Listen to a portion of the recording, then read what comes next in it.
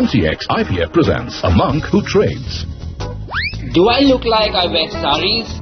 And that too for rupees 24,000? I'm calling the cops. Looks like someone has stolen your credit card password. Password? I'm not for catching around. This is the lady who swiped the card yesterday. Oh, that is your wife. Love is both blind and expensive. Do you still want to call the cops? Treat your password like your toothbrush. It is best not to share it. Do not share your internet trading account's password with anyone.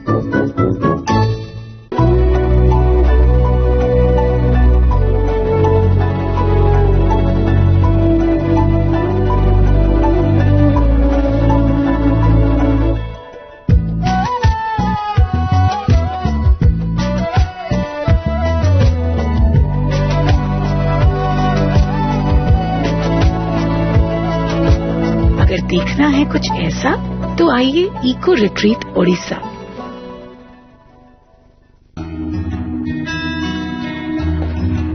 Congratulations, Rahul. Thank you. आज से ये chair तुम्हारी। It's an honor, sir. But sir, इतनी बड़ी जिम्मेदारी, पता नहीं staff मुझे पसंद करेगा कि नहीं। तुम उनका ख्याल रखोगे ना राहुल, तो वो तुम्हारा और कंपनी का ख्याल रखेंगे। Here's a good way to show you care. LIC's pension and group scheme, pension, gratuity और रिटायरमेंट बेनिफिट्स आसानी से मैनेज करता है। मतलब एम्प्लॉइज खुश तो कंपनी भी खुश।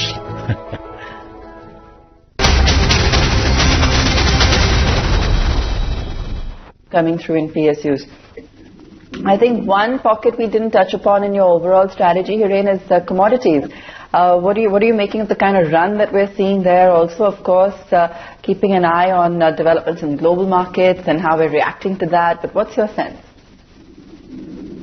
So, I think, Abha, that we are witnessing a very strong commodity rally.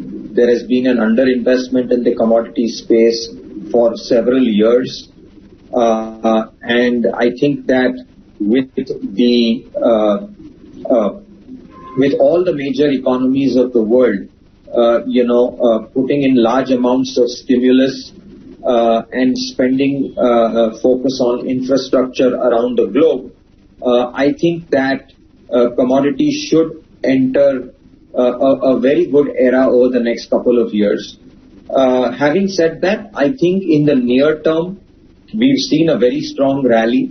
There could be some pause and consolidation, but I think that the rally in metals and cyclicals has definitely more legs left to it, and I think it's a long-term structural theme.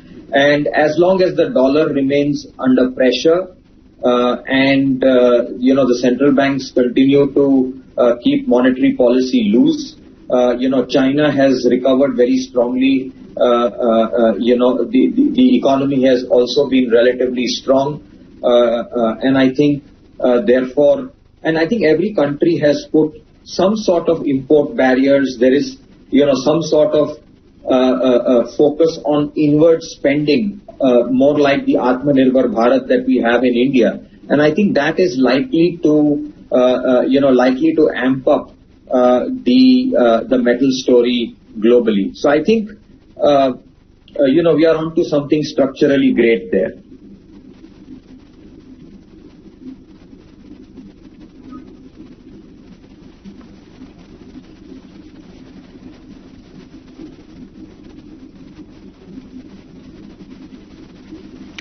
Okay, so sounding positive when it comes to the commodities.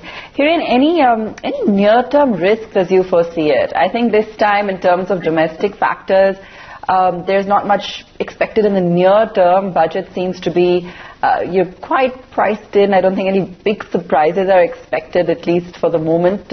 It's more about the fund flows and whether or not there's any perceived risk or threat in the near term coming in on the back of that. What would you sort of factor in, especially if we're looking at broader markets? Because for retail investors, they're always the first to get burned should we see any kind of correction.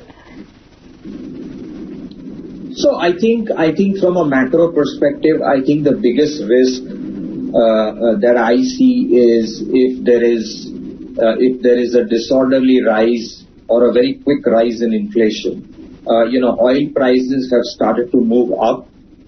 I think up to $70-$75 we would be okay, like every time in the past. But I think if oil goes beyond $70-$75 and stays there for a long time, I think that could stoke inflation, and then RBI, which has which has kept monetary policy relatively very accommodative, may have to change its stance. So I think that the nascent recovery that we are seeing in the real estate sector, with interest rates being so low and these lower rates and better liquidity can support growth in the near term as we recover from the pandemic. I think the only thing that we need to be careful about is a sudden spike in inflation, or if oil prices were to go up dramatically in a very short period of time. But I think other than that, broadly, I think we are fine. On your point about retail investors getting into the broader markets, I think, there has been a trend over the last couple of months, and obviously retail investors have done exceedingly well, having bought during the lows of the markets last year, and many of them are sitting on pretty good gains. But I think if they think that they can make 30, 40, 50, 80, 100% returns every few months, I think that is not likely to last.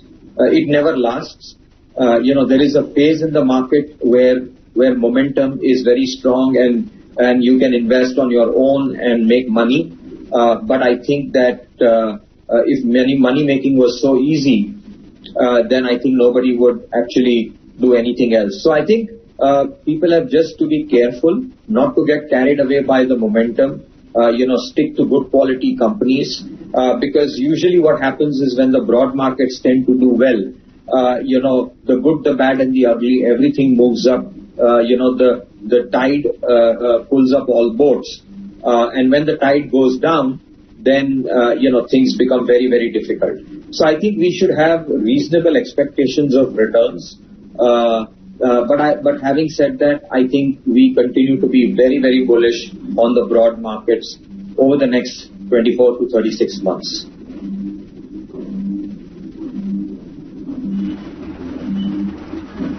Yeah. Hiren, wanted to get in your take as to how you've looked at the IPO landscape. What a year 2020 has been. Route Mobile, Happiest Mind, Mazda Dogs, Burger King, Mrs. Bector's. How have you looked at some of these primary listings, and what is it that you'd keep in mind while investing in companies that just list? So I think what happens is that, in the early stages of a bull market like the one that we've seen in the second half of 2020, usually IPOs get a very, very strong response because there are fewer IPOs, that are there, and people who have not been able to catch the rally in the secondary markets tend to participate very vigorously in the primary markets. And with liquidity being abundant, and I think last year, with the lockdown, people had a lot of time. People are sitting at home and trading and investing. But I think what happens is that soon, the laws of physics catch up. I think as entrepreneurs understand that the markets are, a lot of the IPOs are doing very well. They start pricing their IPOs, higher and higher, and then these extraordinary returns that you make in the first round of IPOs, typically towards as that trend matures, it tends to peter out. So I think it's very difficult to make a generalized statement on how one should look at IPOs, but I think you should look at each company on its merits. It really depends on A, the quality of the company, and B, the valuation at which the stock has been offered. So I think this frenzy that we've seen, I think that some of these IPOs, were very reasonably priced and, reasonably good quality. And I think quality and price. These are the two things that you need to see going forward from here. I think the IPO pipeline will continue to be very robust in 2021 because every time there is a great market rally, there is always a huge line of issuances of paper. Robust in 2021 because every time there is a great market rally, there is always a huge line of issuances of paper, which is waiting to hit the markets. So I think we will see a very active IPO market, next year, and I think that investors should look at each one on their own merit before investing in the IPOs. Okay. Well, Hiren, have a great year ahead and thank you for joining us. The Finance Minute.